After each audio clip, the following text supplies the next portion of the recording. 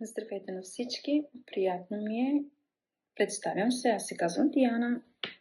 На 38 години съм. В момента живея в Италия.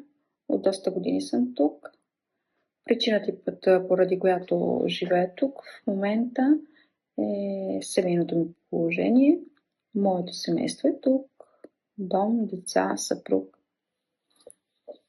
Животът ми се развива в момента в Италия. Включвам се с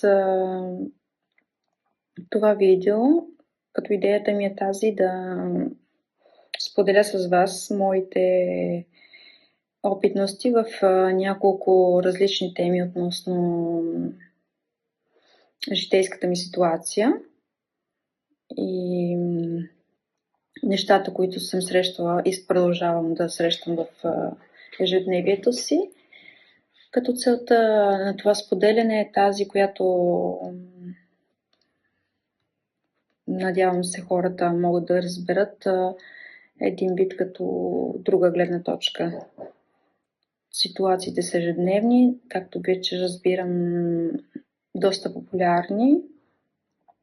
И хубаво е за такива неща да се говори, според мен, човек да изказва собственият си опит и за да може да споделя своята гледна точка. Темите, които бих искала да развия, са тези, които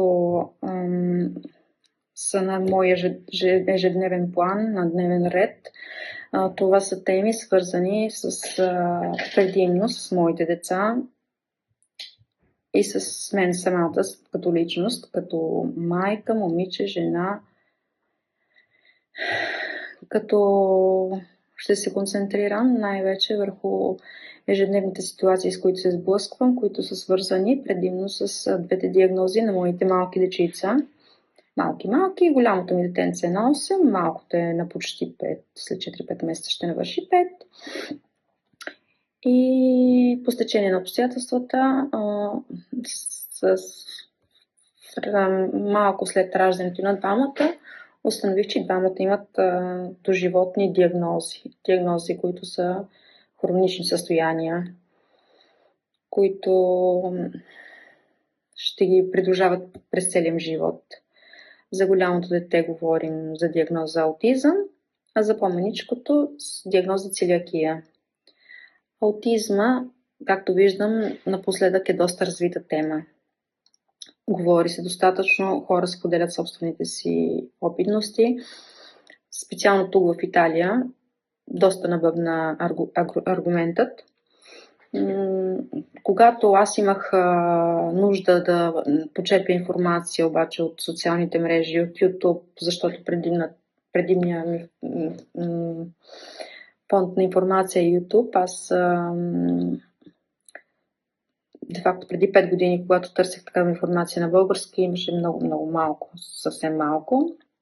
Сега не знам как стоят нещата, но със сигурност е повече, по-голямо е полето за разпространение.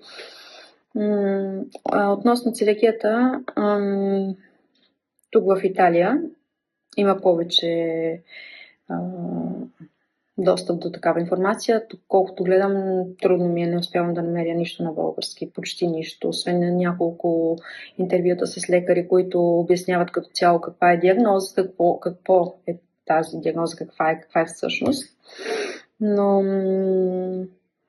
поне аз до сега или доскоро, докато търсех в самото начало, когато ни дадоха на нас тази диагноза, не намирах споделяне на семейства, на майки, на деца, на хора с тази диагноза, как живеят и как посрещат ежедневието.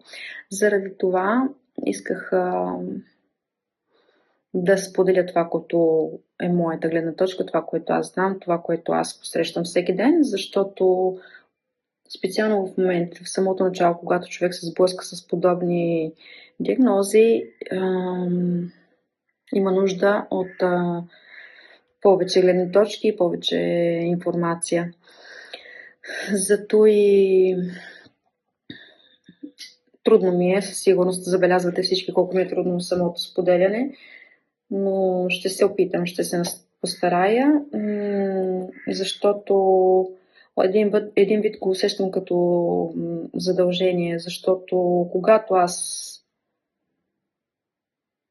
бях съвсем невежа в тематиките, комфорт и успокоение съм получавала предимно, най-вече от YouTube, от хора, които споделят за подобни житейски ситуации. Те бяха моята опора. Предимно говоря за аутизма, защото, както споменах вече, за целиакията много малко материал намирам. Относно аутизма обаче, даже сега е повече разпространено, но преди 5 години нямаше чак толкова много канали, чак толкова много семейства, които да споделят собствения си опит. Но имаше няколко и мога да ви кажа смело, че за около 1 година най-голямата ми подкрепа,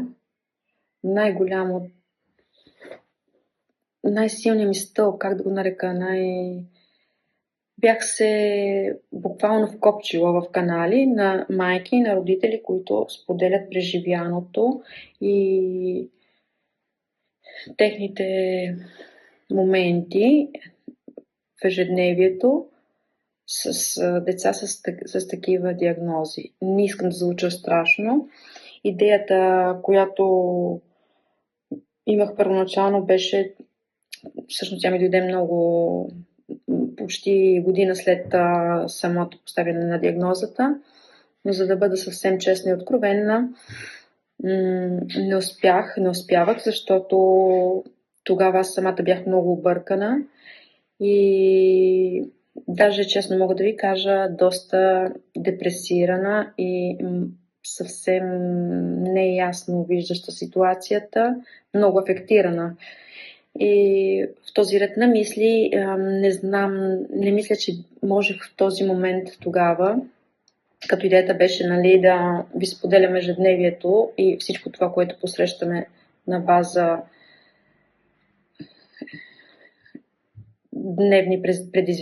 ежедневни предизвикателства. Само че тогава просто ми липсваше сила и най-голямото ми опасение беше това да предам негативна емоция, да предам депресивно състояние, това, което съвсем не е нужно на хора, които тепърва се сблъскват с подобни предизвикателства.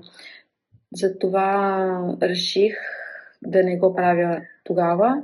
Сега обаче от разстояние на време смятам, че бих могла да бъда полезна или ако не съвсем полезна, то поне да си правим компания с семейства, с майки, с родители, с роднини, с които сме на същата лодка.